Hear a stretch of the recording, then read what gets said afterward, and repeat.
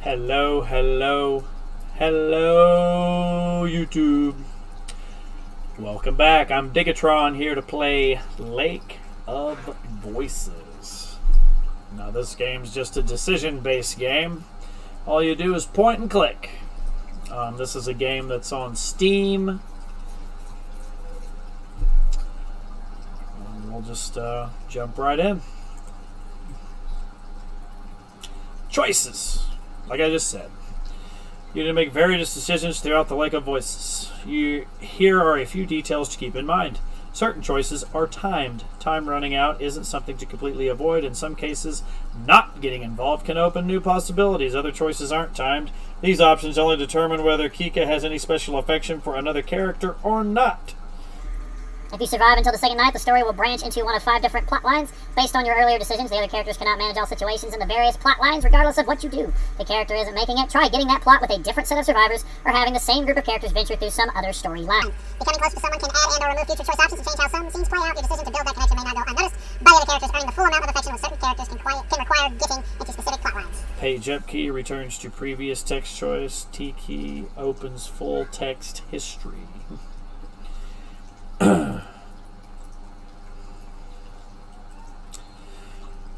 My grip on my lantern tightens as the fog around us thickens.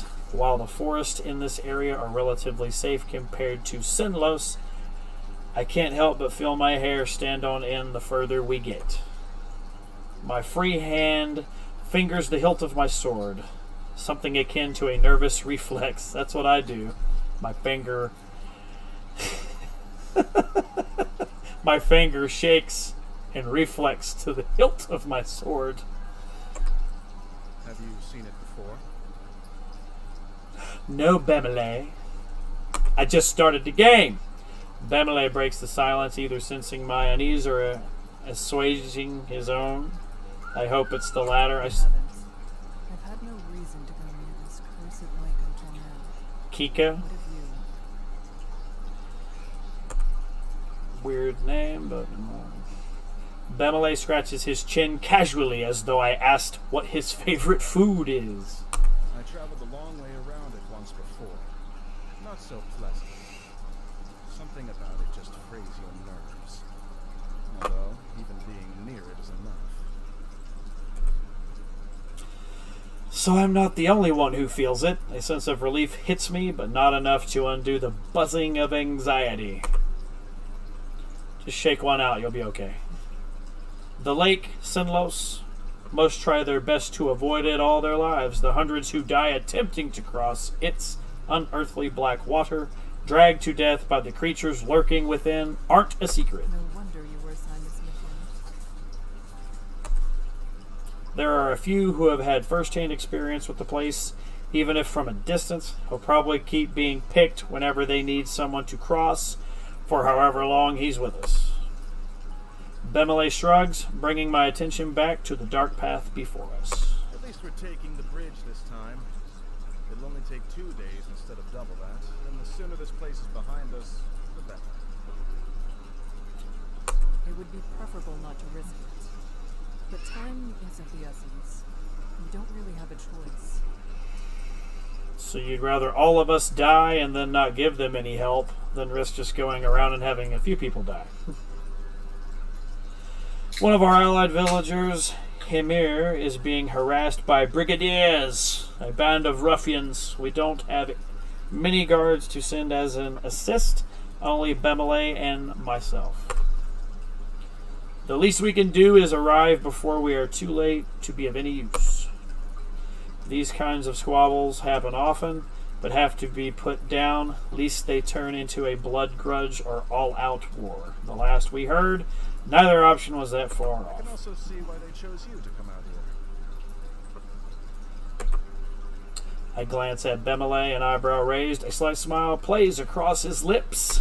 You're always so calm and so serious. Nothing can get to you. You're the best choice they had. I'm the best choice they had. We're fucked. A smile now tugs at my own lips. I would like to thank him, but that wouldn't be so calm and serious as he just described. And if that's how he sees me, I'd like to keep it that way. My lack of reaction only makes his smile grow, and he chuckles a bit before refocusing on the path. I do the same. It wouldn't be right to let my guard down in a place like this. Bemele appears to feel differently, however. You know the town on the other side of the lake, though. It's not so similar to ours. If all goes well, perhaps we'll have enough time to enjoy the new area. You know, if we don't die going across this lake, or die in the battle. For the most part, I ignore him, nodding when applicable. Bemele is a talkative sort, and if chatting helps keep his worries down and his sword hand ready, I have no complaints. And here we are, to the lake. Pretty good. After a time, the thick fog surrounding us begins to clear. A slick wooden dock comes into view, and with it the sounds of water gently lapping at its sides. Bemele shifts beside me, stretching his lantern arm as far as it will go. He seems tense.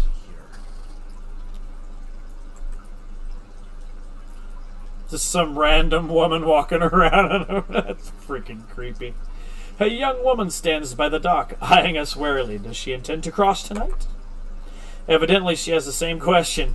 As we step up next to her, it's clear she isn't simply passing by. She's waiting. The stranger nods curtly to us. Hi, Margaret. You give a steadfast. Bemele. Hello?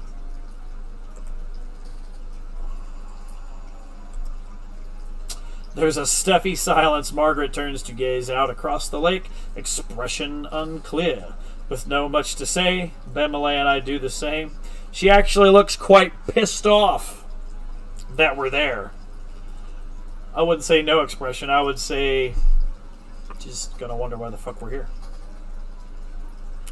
From here, the black surface of the lake looks disarmingly calm. Wind rushes across its surface, a sound like whispering. Though perhaps it actually is whispering. I concentrate, trying to place the difference, searching for breaks and rhythm. After a few seconds, I feel foolish. It doesn't matter what the noise is, whether I hear them or not. We're not alone. The Nixie are out there. The hell is a Nixie? A feeling that I can't quite shake tells me they've already noticed the little group of people on their shores. It feels hostile. Let's go around then. I don't want to die. My stomach sinks, and I instead address Bemele. Where was the guide? Unless he's on the center island or on the complete other side, your guess is as good as mine. It's dark as pitch out there. It's dark as pitch out there. Code for it's dark as a motherfucker out there. It's dark as pitch. Pitch must be dark. Panic rises inside me. Panic I try hard to quell. We can't cross without him, and we need to get going soon. Panic! Woo! You can't cross with him either. Okay. The woman behind us, Margaret, cuts in with something like a snort. What? I know the guide will be here tonight. I have already made arrangements for him to cross. Bemele and I share a look.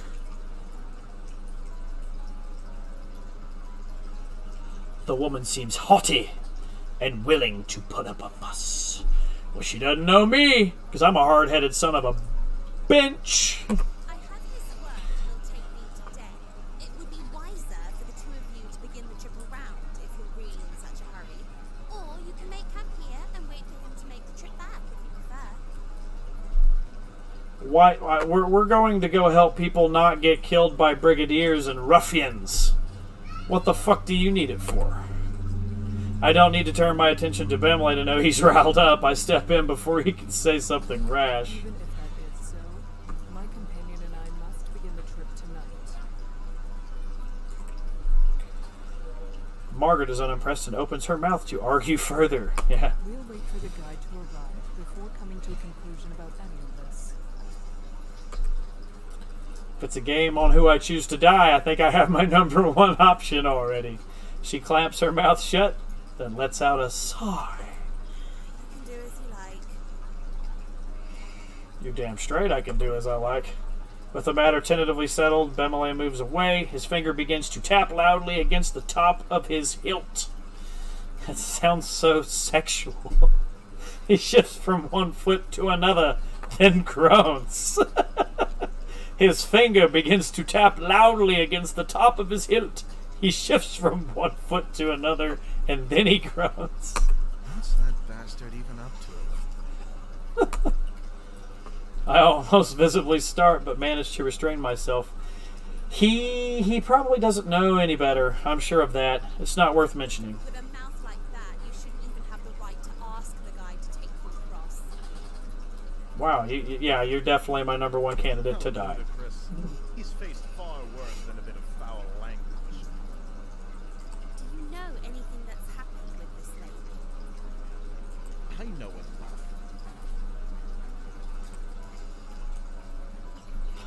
Margaret is clearly not convinced, but she shrugs and makes a show of turning her back to him.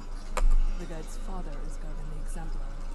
Garvin never accepted the guide as his son, all the way up until he died.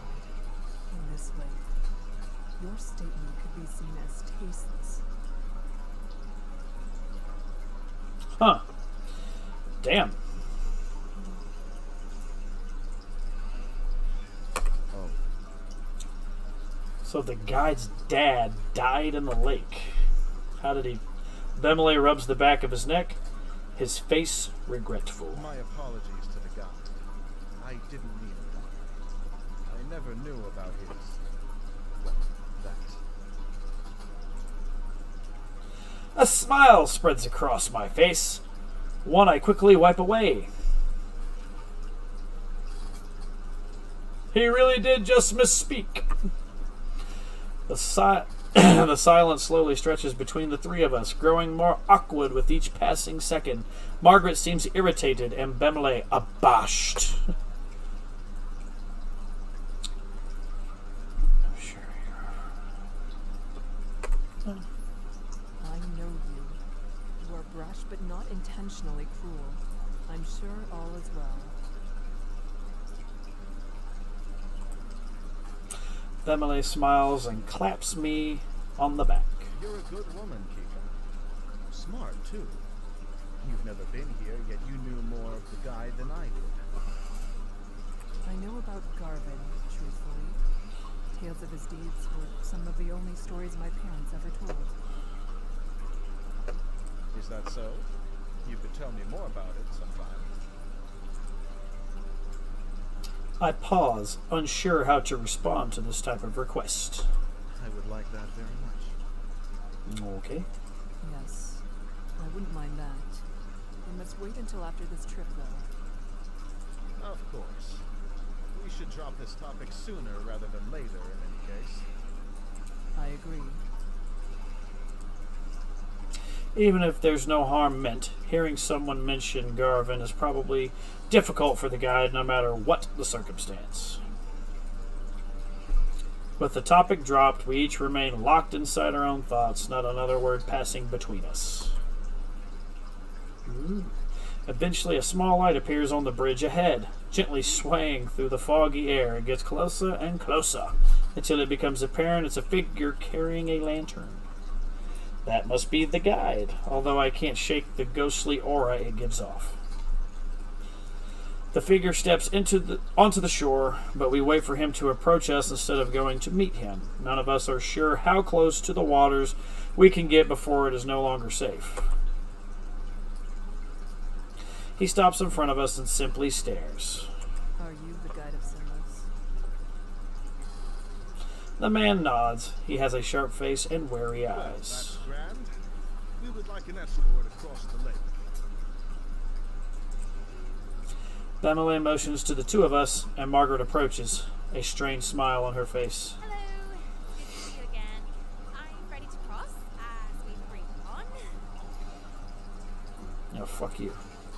The guide turns to face her as well, face remaining unchanged. It must not be a lie. He would have had to say something otherwise. She really does have preference to travel with him. That's the problem. Is there a way we can all begin the trip tonight? Yes, I will allow all three of you to go. But with that many, at least one will die before we reach the other side. I furrow my brow. It's a disturbing addendum, and one offered with little emotion attached. Bemele glares back, asking without asking what we're supposed to do with such You circumstances. should go around. We should go around. The sentence hangs in the air, the second half unspoken, if you want to live. Yeah, so if you want to live, go around, okay? We don't have time for that. There are people counting on us for protection. Why does she need to go? He jerks a finger at Margaret, whose face contorts with anger. I don't need to explain myself to you. My journey has already been put off once, and I was promised I could go today. I will be going under any circumstances. Interesting. She meets Bemele's eyes with a gaze of steel. He starts to speak, and she cuts in. An extra day or two shouldn't be that much of a problem for you. Whoever you're meeting can surely wait such a tiny amount longer. Patience is a virtue after all. Wow, you're a freaking... She's a... People will die if we don't get The there. night is only so long, and if we're still on the bridges when the sun comes up, we'll all die as they sink back below the surface. If you don't decide soon, no one will be going.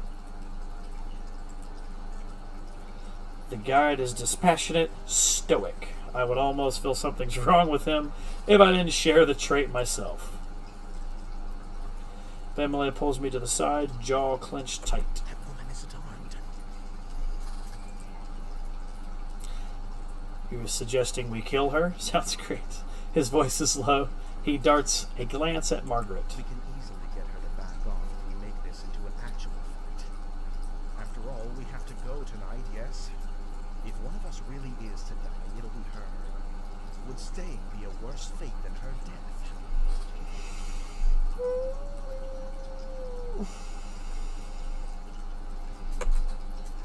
I stare at the dock, refusing to meet Bemele's eyes, and try to keep my voice as level as possible. We don't know her situation.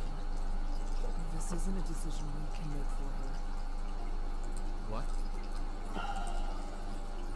Bemele leans in closer, apparently having missed what I said. I remove the sympathy from her in my response when I speak again. Hi, everybody. We've had a slight technical malfunction. For some fucked up reason, it decided to record like I was in a cave. I don't know why, because the previous 2 seconds before that it was fine. So I gotta figure out what exactly happened here. This is your warning. You get to listen to me kind of stumble my way through reading some of these, and I'm gonna try to get the voices the best I can. So, here we go. The guide won't accept something like that, I assume. His face is grim. Bemele, then what else do you have in mind? First of all, you and I cannot split up. Either we both stay or we both go. I wasn't telling you it was going to be 5-star. Right, that's not a question. I cross my arms, a hand on my chin. I have full confidence in my abilities and in Bemele's, but there's no reason not to believe the guide knows exactly what he's talking about. If we go, he might not be able to give the group the attention we each deserve. That would mean we truly would be putting Margaret's life at risk on top of our own. And I went with, I believe we should, because I figured, what the hell? If Margaret dies, she dies. She's kind of a bitch. Bemele's reply is firm. My steadfastness seems almost weak in comparison to its certainty. He addresses the guide. We shouldn't waste more time. Let's shove off. The guide slowly turns around, without even a nod to show his agreement. Margaret stares at Bemele and me, something of a resolve in her gaze. Then she follows after the guide. At least she didn't insist we don't come. We should do what we can to protect her. It's our fault she's being put in even further danger. Exactly my thoughts. We will take care of everything. Maybe I'm being naive, but I have no intentions of letting anyone fall victim to this lake tonight. Those monsters can starve. I like how I can see my head kind of bouncing around while I'm talking to you guys again, dubbing it over. I smile at him for a change, and Bamel eagerly smiles back. Creepy.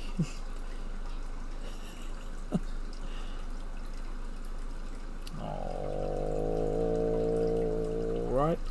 And that is the end of this episode. If you liked what you saw, let me know in the comment section, and we can go ahead and do another episode of this and see what happens in this lake. And yeah, we'll go from there. Tap that like button if you like what you saw, and you can ring my bell and subscribe. And yeah, have a good one.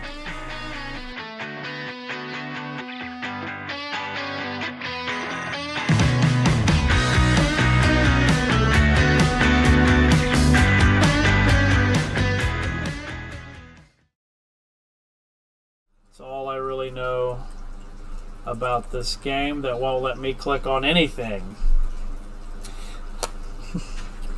Yeah, it's all in my fucking fault. I fucking can't click on shit. No.